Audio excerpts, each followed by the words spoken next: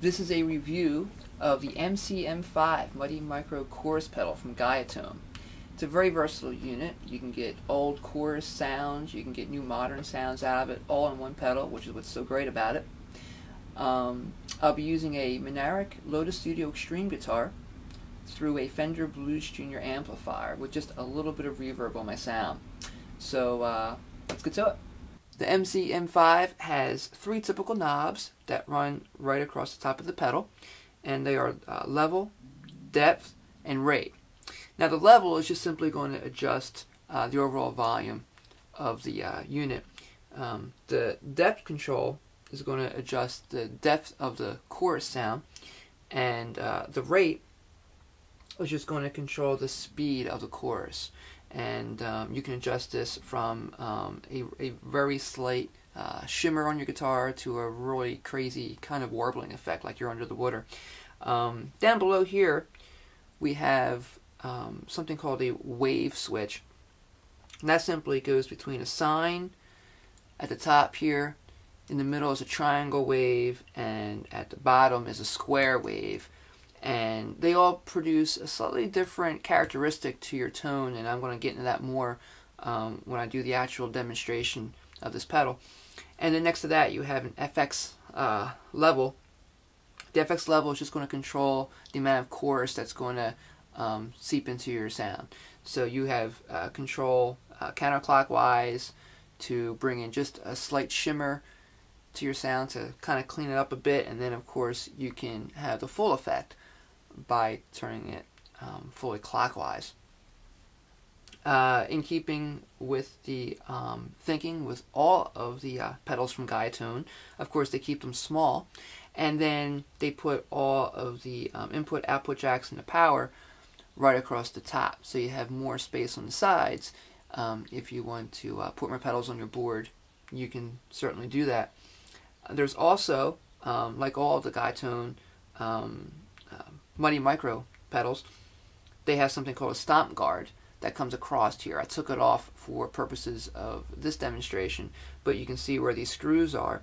This would attach a stomp guard that runs across the top.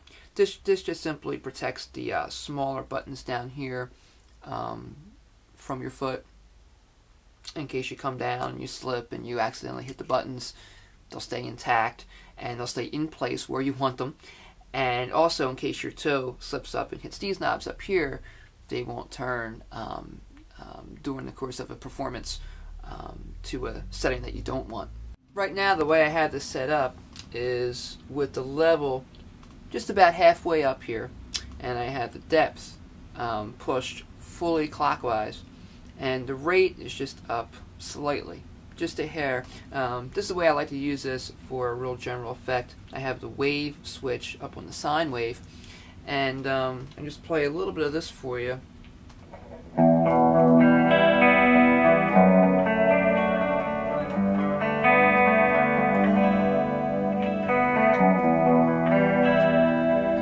Now without the pedal, you would get this.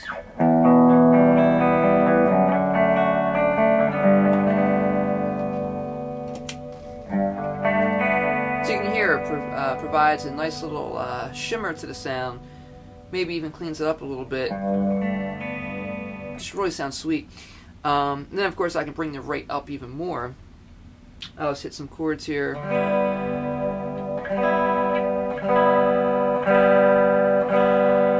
And that's turned all the way up.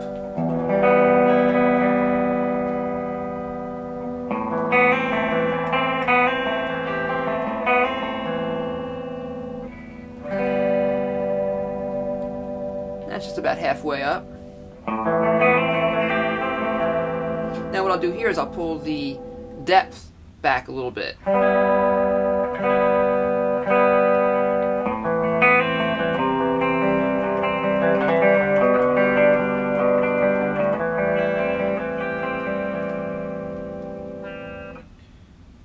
And then just a little bit more depth.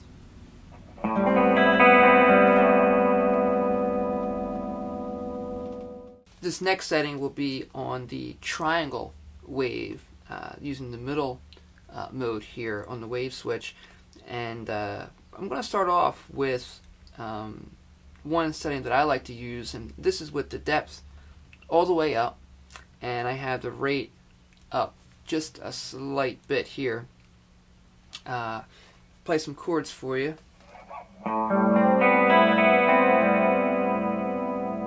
That's a really pleasing type of sound.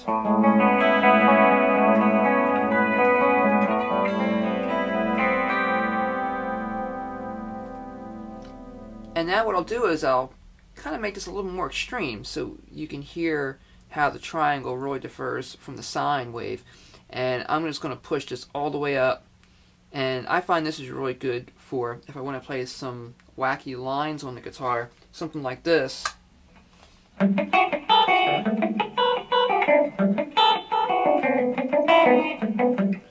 can hear how it just really distorts those tones.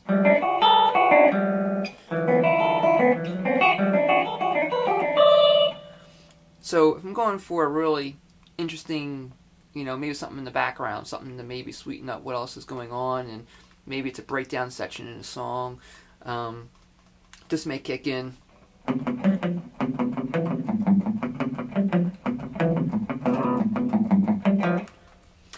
Now what I'll do is just bring it back a little bit so you can hear a little more that the triangle has to offer. I'll bring back the rate a bit.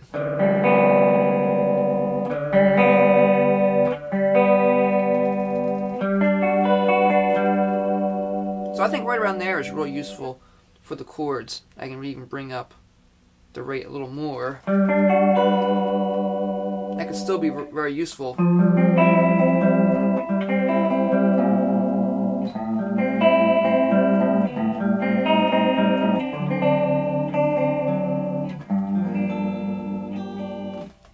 Gives you a slightly out of tune sound, slightly detuned sound.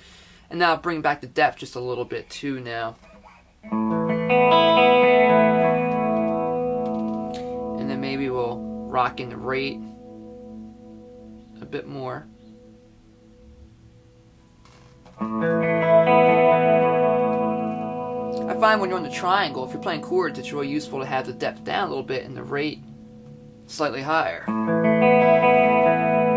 That's a really beautiful sound right there. Last we have the square wave, and I have this set to a thing that I like to use, and that's with the depth all the way up and the rate just slightly up, and you can hear what this sounds like.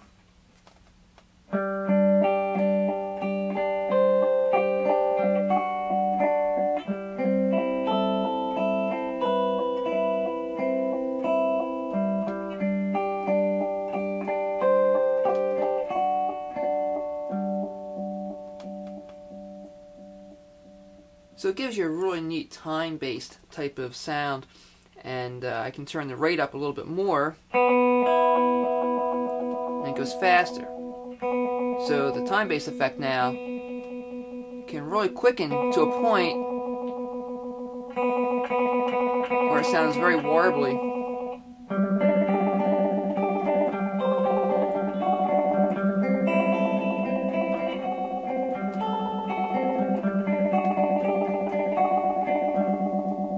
And I can even push this even further.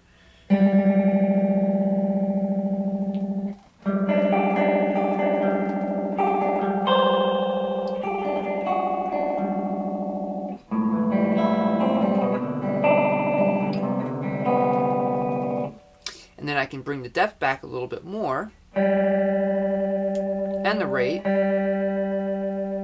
so you're hearing a little bit less of an intense effect now.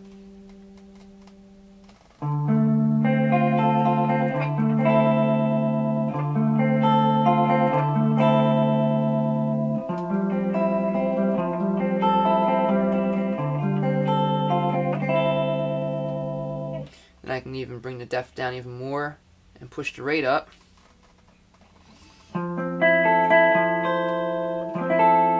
It's very, very slight now. And then, of course, with the depth, I can really control how deep I want that.